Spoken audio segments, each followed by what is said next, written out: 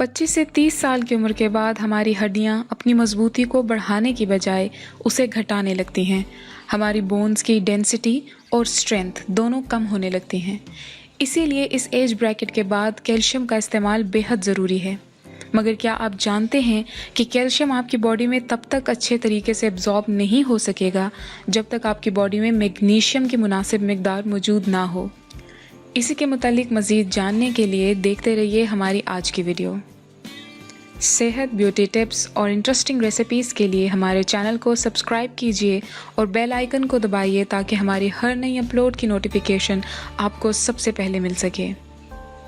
कुदरती तौर पर हमारे जिस्म में कैल्शियम को ज़्यादा अरसे तक महफूज नहीं रखा जा सकता और 25 से 30 साल की उम्र के बाद कैल्शियम का बनना जिस्म में कम होने लगता है। इसीलिए रोज़ाना की बुनियाद पर कैल्शियम का इस्तेमाल करना या ऐसी ग़िज़ा का इस्तेमाल करना जिसमें कैल्शियम और इससे मुंसलिक तमाम विटामिन्स मौजूद हों, जिस्म की ज़रूरत बन जाता है।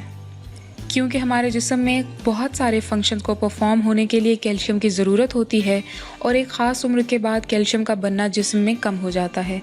इसीलिए हम जो भी कैल्शियम रिच फूड खाते हैं उसमें से कुदरती तौर पर कैल्शियम हमारे जिस्म में जज़्ब होने लगता है। मगर इस जज़्ब हुए कैल्शियम को जिस्म में मुअस्सर बनाने के लिए और मुकम्मल तौर पर जज़्ब होने के लिए दूसरे अहम अज्जा की भी ज़रूरत पड़ती है, मसलन विटामिन के, विटामिन डी और मैग्नीशियम। अगर जिस्म में पहले से ही इन अज्जा की कमी मौजूद हो तो ये महफूज की गई जिस्म में कैल्शियम के इस्तेमाल करने का अमल स्लो हो जाता है। हमारे जिस्म में मैग्नीशियम की कमी की आम निशानियों में भूख का कम लगना सबसे बड़ी निशानी है। इसके अलावा दिन भर थकावट का एहसास रहना और मुनासिब खुराक के बावजूद भी कमज़ोरी होना, जिस्म ख़ास तौर पे हाथ या पैरों का सुन्न हो जाना और पट्ठों में दर्द का रहना, ये सब मैग्नीशियम की कमी की वजह हो सकते हैं। अपनी खुराक के ज़रिए मैग्नीशियम को हासिल करने के लिए सबसे अहम है ग्रीन लीफी वेजिटेबल, यानी तमाम हरी सब्ज़ियाँ। इन तमाम हरी सब्जियों में ख़ास तौर पे पालक का इस्तेमाल बहुत ज़रूरी है क्योंकि इसके अंदर मैग्नीशियम और कैल्शियम दोनों की मिकदार ही बहुत ज़्यादा पाई जाती है। इसी तरह फ्रूट्स यानी फलों में बनाना यानी केले का इस्तेमाल और फिग्स यानी इंजीर का इस्तेमाल बहुत अहम है। मेवाजात और बीजों का इस्तेमाल भी कैल्शियम और मैग्नीशियम के लिए बहुत अहम माना जाता है। अपनी खुराक में रिफ़ाइंड ग्रेन्स की जगह पर होल ग्रेन को तरजीह दें, मसलन ब्राउन राइस या चोकर के साथ इस्तेमाल किया जाने वाला आटा, क्योंकि इन तमाम ग्रेन्स को जब रिफ़ाइन किया जाता है तो ज़्यादातर मैग्नीशियम इसमें से ज़ाया हो जाता है। अदरवाइज़ ये तमाम ग्रेन्स ही मैग्नीशियम की बहुत बड़ी तादाद अपने अंदर रखते हैं।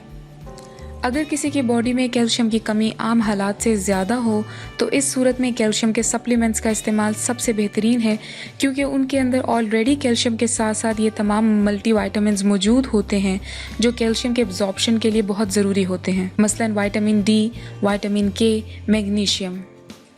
आखिर में मैग्नीशियम से मुतल्लिक एक अहम बात ये कि अगर किसी के जिस्म में मैग्नीशियम की कमी हो और मुनासिब मिकदार में मैग्नीशियम मौजूद ना हो और वो किसी तरह से कैल्शियम का ज़्यादा इस्तेमाल करता हो तो ये कैल्शियम जिस्म में जज़्ब होने की बजाय हमारी बॉडी के सॉफ्ट टिश्यूज़ में ये कलेक्ट होने लगता है।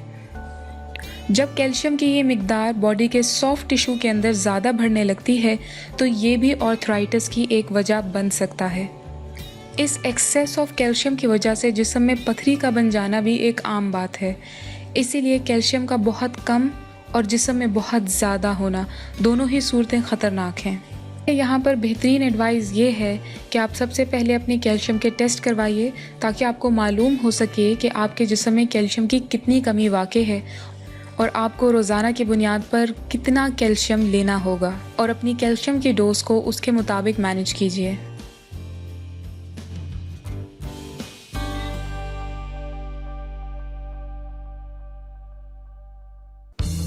अगर आपको हमारी ये वीडियो पसंद आई है तो प्लीज़ इसको ज़रूर लाइक कीजिए और अपने दोस्तों के साथ शेयर करना ना भूलिए। शुक्रिया।